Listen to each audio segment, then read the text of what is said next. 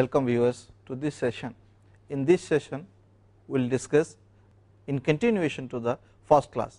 The first class in the Vaisesika philosophy, or in the first session of the Vaisesika philosophy, what we had discussed, I will just briefly recap for you.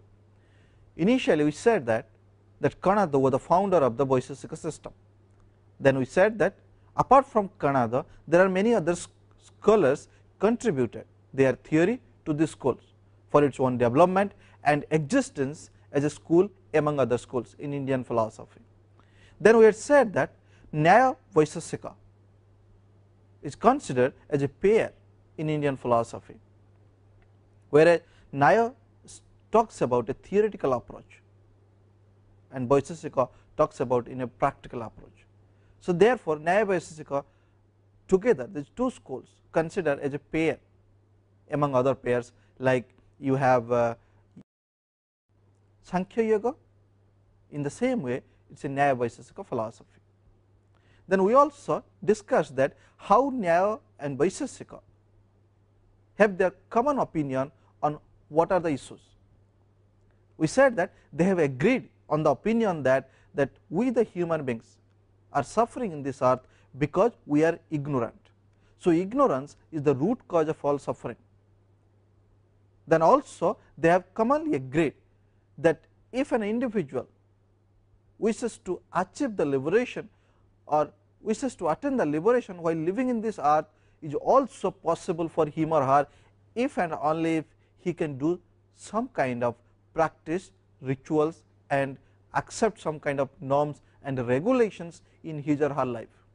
Apart from their agreement, we find also some kind of disagreements between Nyaya and Vaisesika philosophy. Their disagreement lies when they talk about the padarthas and the theory of knowledge. Nyaya said that we require 4 sources of knowledge. To have a valid knowledge we require at least 4 sources, and these are known as perception, inference, comparison, and verbal testimony. On the other hand, Vaisesika schools accepts that there can be only 2 sources of knowledge or 2 valid sources or from which we can acquire the valid knowledge. One is perception, another is inference. Vaisesika system rejects the other 2 pramanas accepted by Nyayakas. Those are upamana and verbal testimony, because they believe that the upamana and verbal testimony can be reduced to perception and inferences, and henceforth in one hand you find Nyayakas accept 4 pramanas, on the other hand Vaisesika philosophy accepts 2 pramanas, and these are perception and inference. Further, their disagreement lies when Nyayakas accept 16 padarthas and Vaisesika accept only 7 padarthas. So their agreement and disagreement we had clearly discussed. In addition to that, we had also discussed what they mean by padartha, what Vaisesikas mean by the padarthas. Padartha, they mean there is an object of having a particular name. Padartha stands for an object of having a particular name. Further, we also said that Vaisesikas, unlike Nyayakas, said that there are 9 kinds of substances which we will going to discuss in today's class in an elaborate way. Substance for Vaisesika must satisfy 3 features. One is that substance must have an uniqueness or distinctive features, that is called astitva. The second feature is knowable, know about that object, we can think about that object, that is a knowability. Then the third feature is nameability, we can also name that object, we can identify that object with having so and so name. So therefore a substance must satisfy the 3 features or the 3 elements. One is astitva, the uniqueness, then knowability, that we can think of that object, and nameability, that also we had discussed. our discussion stopped when we said that unlike Buddhism, Vaisesika said that a substance is over and above of its constituent parts. Here the point lies. Buddhism said that, Buddhism clearly said, rather emphatically expressed that a substance is nothing but the conglomeration of its constituent parts. Vaisesika system differs from this argument and said that a substance cannot be the conglomeration of its constituent parts. A substance is something over and above of its constituent parts, and this is the dispute you find between Vaisesika system and Buddhism. Thus, we will continue our discussion on this issue. The last class, what it remains, that we said that Vaisesika did not agree with the Buddhist explanation of substance. Now, once Vaisesika said that what Buddhists are claiming about substance is completely rejected, because a substance, though inherits the quality and actions in it, but it is not just the conglomeration of qualities and action. Vaisesika clearly said that the substance exists independent in the first stage of its production. In the second stage, it inherits the qualities and actions. So, therefore, though the substance is recognized with the help of quality and action, but the quality and action put together cannot able to constitute the substance. Therefore, now we will discuss what Buddhist response towards the Vaisesika, how Buddhist reacts to Vaisesika argument on substance. Buddhists said that, you the Vaisesikas, you said that substance exists independent of qualities and action in its production in the first moment. In the second moment, immediately it inherits the quality, and further you said that substance is something which can exist because it satisfies the three features. One is astitva, second one is knowability, the third one is nameability. Now, Buddhism here argues that whenever we think about a substance, do we really think about the substance as you have explained, which is something which is devoid of qualities and action? No. If I say that I am enjoying a mango, let us say mango is a substance here. When I say that I am enjoying a mango, what really I am enjoying, or what really I am experiencing as a cognizer?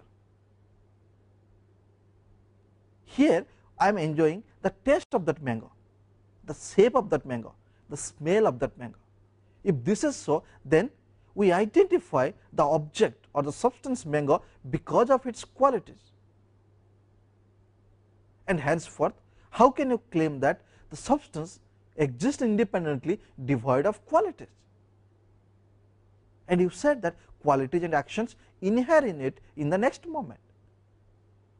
And how do we know that in which moment, and what is the moment when the substance now possesses the qualities and actions, and in which moment now the substance does not possess qualities and actions in it? Therefore, the first argument that Buddhists said is that there is nothing called substance, but only qualities exist. Our experience is confined to sensible qualities alone, but not to the substance. Example, as I said, he said that because of the qualities I know that particular substance. If there is no qualities in a particular substance, we cannot identify the substance, we cannot identify an object with having so and so name. The second point, they said no composite substance is distinct from its parts and qualities. He said that when a substance is there, it can be divided into different parts, and each part having the same features as we find in the whole as such. But is it the case that a whole has a different qualities, different action, and when you divide into parts, the constituent parts has a different qualities and different action. If it is not so, then how can you claim that a whole is something above that, over and above than of its constituent parts? A whole is something more than of its constituent parts, because the argument saying that you, the Vaisesika, you are saying that a whole can be divided into different parts. You agree on that, and further you are also agreeing the concept saying that the constituent parts of having certain qualities, and the same qualities we find in the object before we divide into different parts. If this is so, how can you claim that a whole is something different from its all the constituent parts? This is the second argument. Now, the third argument they put forward, that substance is a mental construction in relation to its parts and whole. What it means here is that he is saying that now there is a substance, now you divide the substance into different parts. Once you divide the substance into different parts, you see the different parts, you perceive the different parts, you experience the different parts. Now the question arises, is it possible that an individual or a cognizer can able to see all the parts of an object at one time? I repeat the question, what Buddhists ask to Vaisesika, is it possible for a cognizer to cognize an object of its different parts at a one time? This cannot possible, or this is not possible at any way. The reason behind, whenever we look to a table, we look from a different angle, then again we look to the same table in a different angle, and certainly our perception to the table from different angle might differs from time to time. If it is so, then how can we constitute the whole object is known as table? Because let us say in the first instances, the cognizer is cognizing the table of having first leg, second leg from the north side. From the south side, if he perceives, then he can perceive the other two legs. If the table is having 4 legs, then the prior 2 legs certainly is different from the next experiences of having 2 legs. If this is so, on what basis the cognizer can claim about that whole object is known as table, and saying that a table is having 4 legs? Here Buddhism clearly emphasized that we observe, we experience the part of an object, and we observe different parts of that object, and all our observation on that object is stored in the form of impression in our mind, and it is the mind which helps to put together all the impression. As a result, we could able to cognize the object table as such. So therefore, they said that the whole and part, you cannot make a discrimination in that sense. It is the mind who conceptualize an object in its full form. If it is so, then one must agree with the concept that a whole is consist of all of its parts. And if you do not agree with this, that means you are self defeating what you are claiming as a substance. Now the next point, they said that we identify an object because of its qualities, but not by its substance. Again, you take any substance, for example, say tree. We identify the object tree because of its qualities. If you do not know what are the qualities of a tree, at any moment you cannot able to identify tree. Tree is a substance of having so and so name. There might be a possibility where you may not able to know what is a plant and what is a tree. You may not be knowing what is a tree and how it is different from grass. So therefore, it is because of the qualities we could able to recognize an object of having so and so name. For example, it's a table.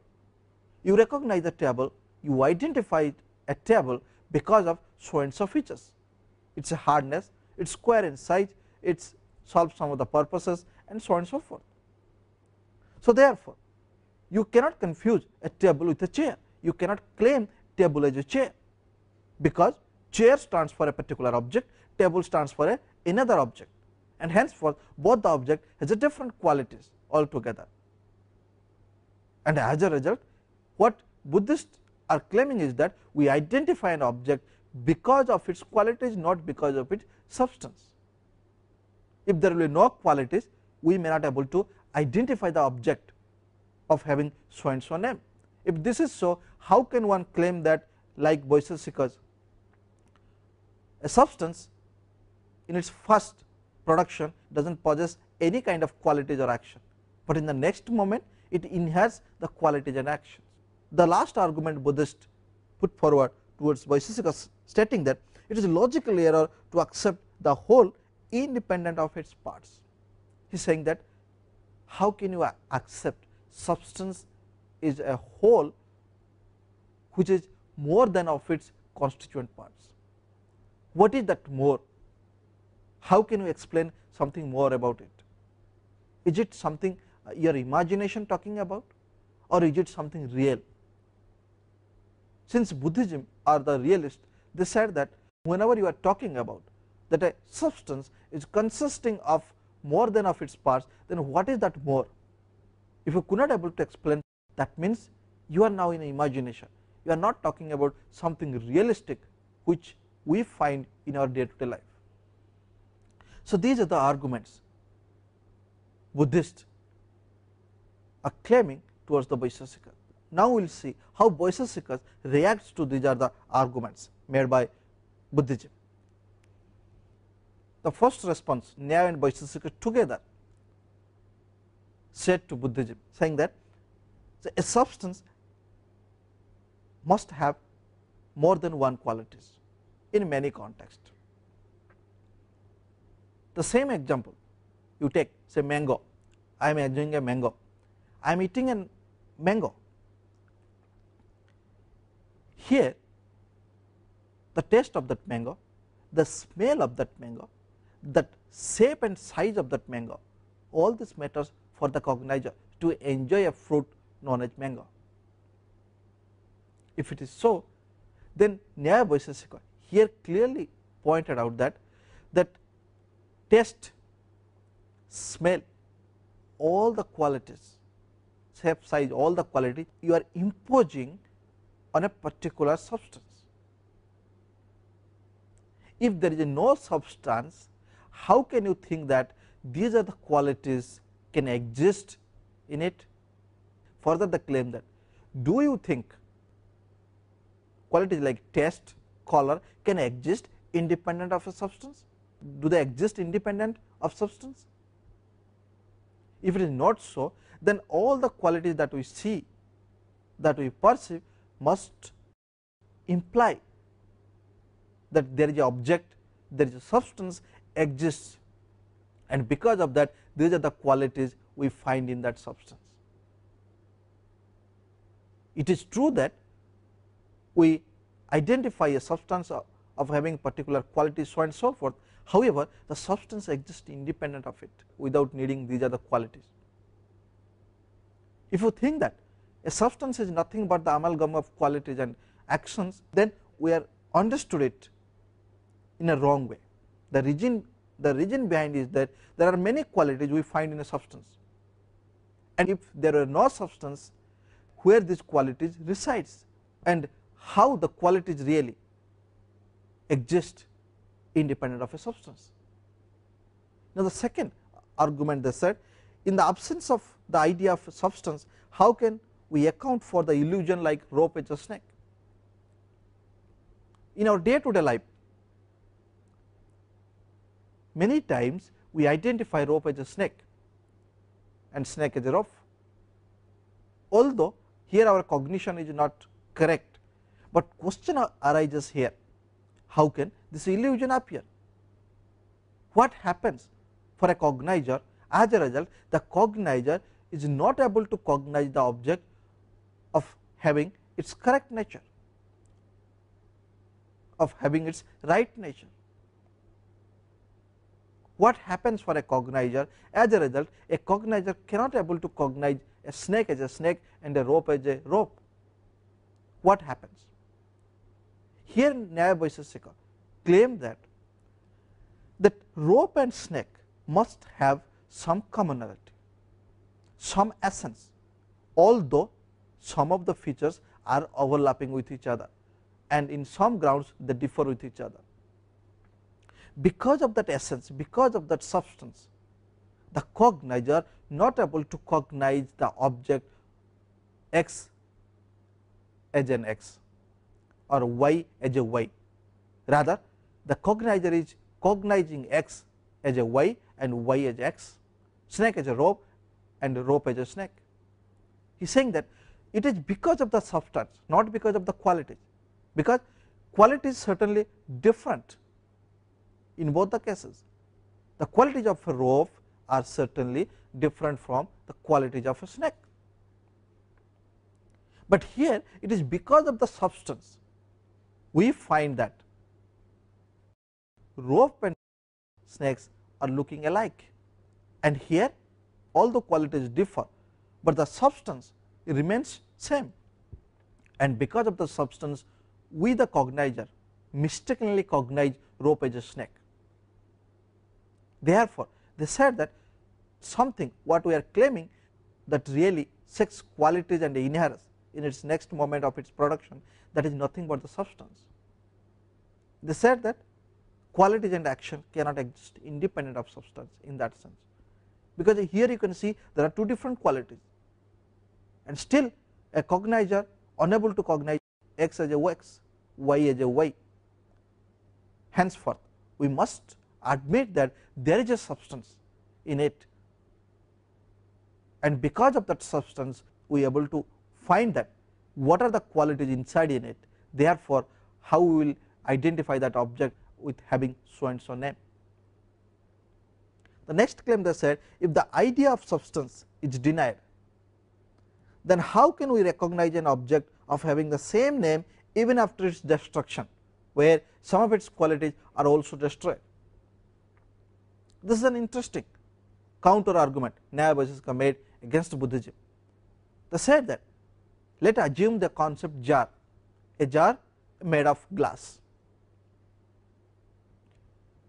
Now, the jar is a substance of having so and so qualities, and it is used for so and so purposes.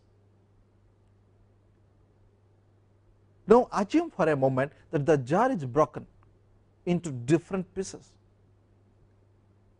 and when it is broken, it does not solve the same purposes as it was solved when it was in jar form. Now, in the broken pieces also there are some qualities you find which was not there in the jar when it was in an unbroken state, and there are also many qualities missing in the broken pieces which you will find when the jar was exist with a proper shape.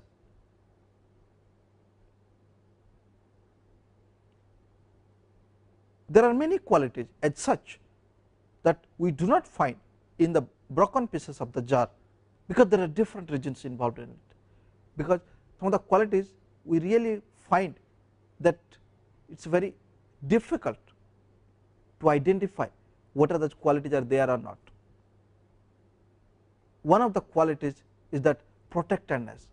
The jar, when it was serving a particular purpose, it was having protectiveness. If you pour the water inside of it, it will not come out. Now, since it is broken, you cannot pour the water, so that qualities now no longer exist. But still, once after it is broken also, we can claim that these pieces are from the jar, these pieces are the broken jar, or we can claim that this is the glass and these glasses that we find when the jar was there. So, in this way, in the initial stage you find there is a jar made up of glass, in the later stage you find that the jar is now broken into different pieces. And here after broken also we still find that this is a glass, and we claim that this is a broken jar made of glasses. And what happens here? The qualities also we find difference between the broken pieces and the jar. If this is the case, how can we claim that after its destruction, how can we claim that these pieces are the broken jar pieces? We cannot claim so, because these two substances are different now, because their purposes are different. We cannot use these two objects, jar in the one hand and broken jars or the pieces of jar on the other hand, for the same purposes.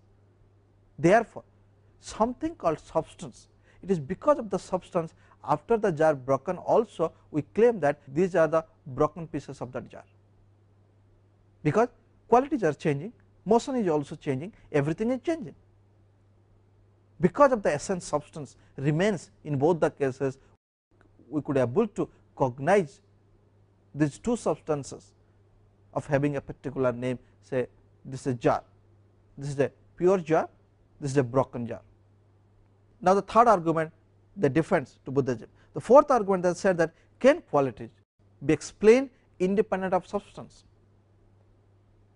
Whenever we talk about a qualities, we must find that where these qualities residing in, where these qualities exist, how can they exist? For their existence we require something, and that something is nothing but the substance. Therefore, qualities requires substance for its own existence. Henceforth, we cannot claim that qualities are there in the substance and there is nothing called substance. The next point, we said that how do we identify a quality? Is it possible without a substance? To identify a quality, see for example, take an apple, take an object or a substance, say apple, we identify some of the qualities of it. He is saying that how can we identify a qualities, because quality cannot exist independent of it. It presupposes that qualities exist in a substance and we identify that substance because of that qualities. Hence, qualities independent of substance has no existence. The last point, Vaisesika said that substance exists independent of others at the first moment of its production and inherits qualities in the next moment. Therefore, what Buddhism claims that there are only qualities but not substances, this is rejected by Vaisesika system. They very clearly argued and defended that substance exists and exists independent of qualities in action in its production of the first moment, and the second moment immediately it inherits the qualities and actions, because the strong argument they put forward here is that the quality cannot exist independent of substances. Now we will see how Vaisesika really explain the concept substances and what are the substances that we find in our day to day life. Now according to Vaisesika system, there are 9 substances, and 9 substances are broadly divided into eternal and non-eternal. Now let us discuss. According to the Vaisesika, substance is self-existent, unique and autonomous in character, because the first they define what is substance, what is padartha. Based on that, astitva, knowability and nameability, the 3 features should satisfy to claim something as a substance. So therefore they said that it should be self-existent, unique and autonomous in character. All types and varieties of things are known as substances. Vaisesika systems are also believed to be an atomistic pluralistic. Vaisesika systems are also known as atomistic pluralism, because they said that there are different things and beings exist in this earth, and all these are independent, all these are exist independently from others. Each atom is different from others and there are different atoms. They said that beings and non-beings exist in this earth. Beings which have a life in this earth, starting with worm, insect, animal, life, plants, then you have animals, birds, human beings, so on and so forth. Those who have life, being, and non-being are those who do not have any life, like table, chair and all this. Therefore, they believe that there are different objects exist in this earth, and they different objects made out of different atoms, and hence they are called as atomistic pluralism, because they believe there are different things exist in this earth, both being and non-being, and they exist because they constitute from the different atoms. There are 9 kinds of substances mentioned by Vaisesikas. These are earth or Prithvi, water or Jala, air or Vayu, light or Tejas, ether or Akasha, space or Dik, soul or Atma, mind or Manas. You can say either earth or Prithvi, water or Jala. So, this right side, Prithvi, Jala, Vayu, Tejas, Akasha, Dik, Atma, all this you find in a Sanskrit term, and it is a correct translation of it you find in other side. So, there are 9 substances, and out of these 9 substances, few are eternal and few are non-eternal substances. Eternal are those which exist timelessly, which exist permanently, which cannot be destroyed, which neither can be created, because it consisting of atoms, and atoms it is the smallest particle. It cannot be destroyed into different pieces, because it is the last particle of a substance. Therefore, they said that there are 9 substances, and out of 9 substances, some are eternal substances. For example, soul is an eternal substance, then you have space is an eternal substance, mind is an eternal substance, and others are non-eternal substances.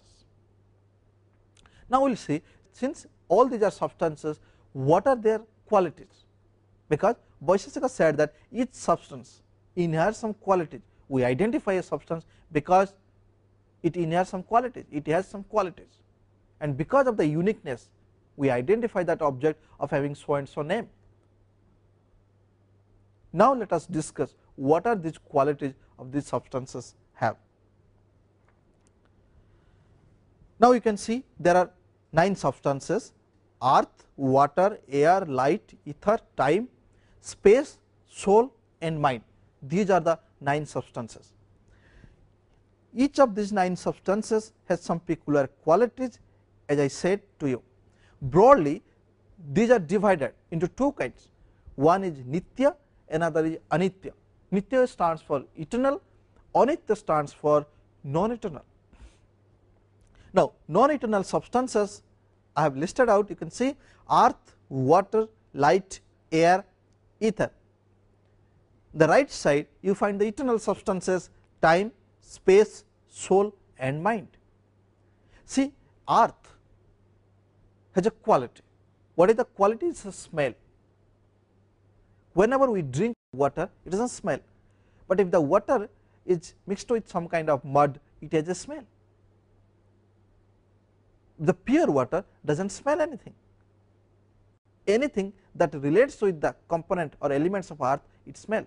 Therefore, smell is a quality of earth or a substratum of the substance earth. In the same way, we find taste is a quality of water, color is a quality of light, touch is a quality of air, sound is a quality of ether. Here we cannot see the ether, we cannot see the akasha, we cannot perceive the akasha, but certainly we can hear the sound. Because of the sound, we claim that the substance exists, that is ether. The same thing Vaisesika said. Vaisesika said that substance we cannot perceive. What we perceive, what we experience is the qualities. Because of the qualities, we claim that there is something exists which is known as substance, because that substance inherits that particular qualities which is unique to that substance. Here ether or akasha is a substance, it has qualities sound. We can hear the sound through our sense organs or through our ear, but we cannot perceive the akasha as a whole. Therefore, by hearing the sound we certainly claim that something exists because we can hear the sound. Otherwise how sound comes from, where sound comes from? There must be a substance where the sound inheres in it. Based on that they claim that ether is a substance here and sound is of its qualities. Now on the right side, time, space, soul and mind. Now we will discuss all these things, how the eternal substances work and what are the eternal substances, how Vaisesikas have given their opinion on the eternal substances, how they have explained eternal substances, and further they said that these eternal substances are different from non-eternal substances. Time as an eternal substances is the ground of our cognition of the past, present, future, sooner, later, etc. Time, you say that 10 years back you are a student, now after 10 years you might be joining in some of the good organization, then after 10 years you will have a different lifestyle. As you know that child, then we have a tender age, young age, then old age, all these stages are there in human beings. So therefore they said that it is the time which tells us. You said that before 20 hours I was somewhere, here there is a time involved. Because of the time you can talk about your present, past, future, etc. So therefore you can see that how the time really helps for cognizing an object. You say that that was the past, this is the present, and it will be in future. In the same way, space is the ground of our cognition, like here, there, near, far. You say that, can you bring, if you request somebody, can you bring my pen from there? There means you are identifying a particular space. Here we cannot perceive the space as such, but because of this quality, because of our cognition, here, there, near, far, we can think that something exists known as space. Otherwise how can you claim that this is nearer to me, that is far away to me? Suppose you are sitting near to table, you say that my hand is on the table, so therefore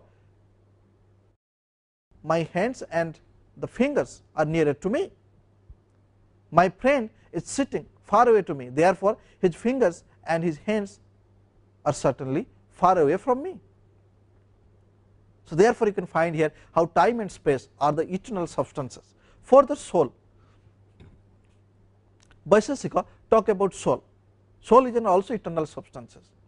They divided soul into two kinds, one is individual soul, another is supreme soul.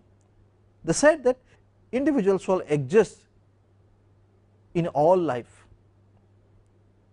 but the supreme soul is one which really stands as a cause for the creation of the universe. Supreme soul is having all sorts of knowledge about each and every object, both being and non-being. On the other hand, when they talk about individual soul, they say that each life has a soul, and because of the soul the life is moving, and the life it starts doing something in action. Even plant grows because there is a life in it, the animal grows because the life in it. We the human being, we grows from one stage to another stage because there is a life in us. Therefore they explain the individual soul is nothing but the life is as such. They further said that when an individual says that I am happy, I am pleased with that issue, I am now satisfied by eating so and so food. Here when you say that I am happy, I am sad, I am in pain, who is that I stands for? Who is really getting pain? Who is really pleasing? Who is really happy? He is saying that it is nothing but the soul. Because of the soul you claim that you are happy. and this is eternal.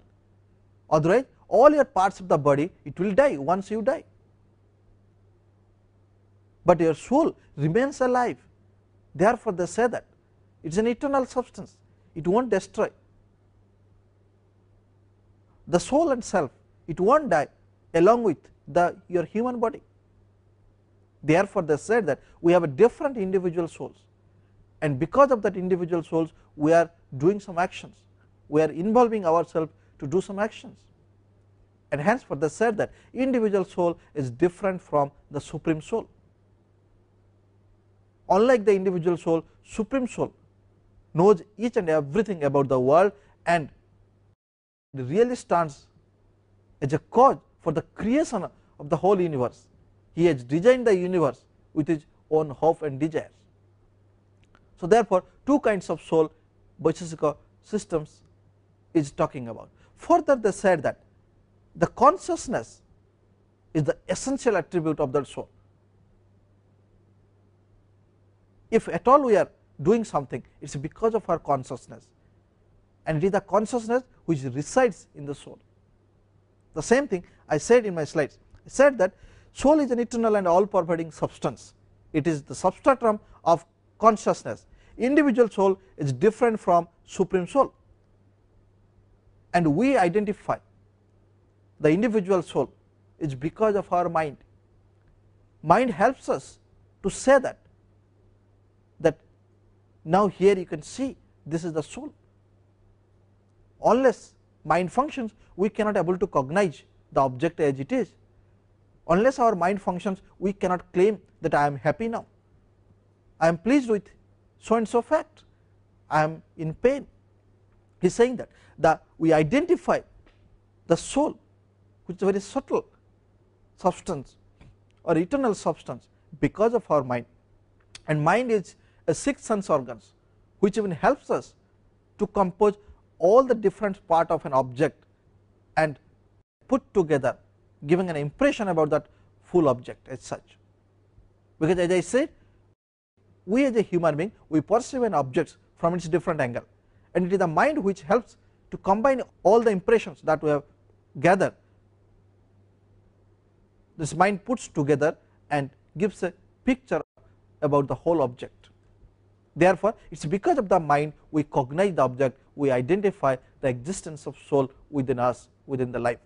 Now, it is capable, the soul is capable to perceive the internal qualities. Mind is the internal sense organs of the individual soul, as I said. Now, it is capable, mind is capable to perceive the internal qualities like pleasure, pain, and so forth, and we claim that we are happy, it is because of our soul, and here mind helps us to cognize that soul even. Mind is an eternal and atomic, hence cannot be perceived. We cannot perceive our mind because mind is unperceived, mind is an eternal substance. In the other side, if you find that earth, water, these can be destroyed. The water that you see now, it may be diverse, it may be polluted in the next moment. Therefore, in one hand you find eternal substances which cannot be created, neither can be destroyed, but it exists eternally, permanently. On the other hand, you find non-eternal substance which can be created, which can be destroyed, so on and so forth. And you have already know now what are the qualities all the substances have in this regard. It is the partless, mind is the partless, therefore it can neither produce nor destroy. As I said that we cannot perceive our mind because mind is so subtle, but we cannot ignore the fact equally, saying that because of the mind we cognize an object, we cognize our happiness and pain, we cognize our satisfaction on some of the issues. Further, they said that the soul attends the objects through mind, but the difficulty here we find that the difficulty that we all find here is that how is it possible that in one sense Vaisesika are claiming that substance is applying to both tangible objects like glass, chair, etc., and non-tangible objects like space, time, soul. In one hand, how Vaisesika are claiming that these are the substances, tangible substances or perishable substances of having so and so quality, and further they are saying that we can also claim some of the substances which are very subtle in character, which are eternal. How is it possible? How can we claim that something which is subtle and eternal, which we cannot perceive, still we can claim these are the things as substance? On the other hand, we claim something non-tangible objects which we can perceive it through our experience. To resolve that conflict, Vaisesika argued that substance is one which is felt that self-subsisting and something that exists in its own right, and substance can be known by itself, but quality cannot be understood without substance. Therefore, Sridhar is a scholar of Vaisesika system, said that it is the substance what we are claiming, it exists independent of qualities and actions, whether it is an eternal or non-eternal substances. Further, they said that substance can be known by itself, but qualities cannot be understood without the substance. Therefore, though qualities helps us to identify a substance, however, substance has its own existence and which is independent of qualities and actions. Now, this view is criticized by Sitchukcharya in his Tattva Pradipaka. In his Tattva Pradipaka, the text he criticized, he said that what is meant by self-subsistence? Is it you are talking about that something exists without substratum? The third question he posed is that can we perceive a thing independent of its substratum? In this regard, Nyaya Vaisesika again defends, saying that we can claim that a quality becomes a substance because quality does not have any further qualities. What they are claiming is that if you think that something exists independent of substratum, then quality does not have further qualities. In that case, can we claim quality is also a substance? We cannot do so. Further, they said that space and time do not have qualities, unlike table and chair, other substances. Then how can we make a similar concept, saying that these are the eternal substances which is also equal to the tangible substances like table and chairs? So, now we will see that how really Vaisesika responds to Sitchukcharya and said that what is substance and what is qualities in the next class. Thank you.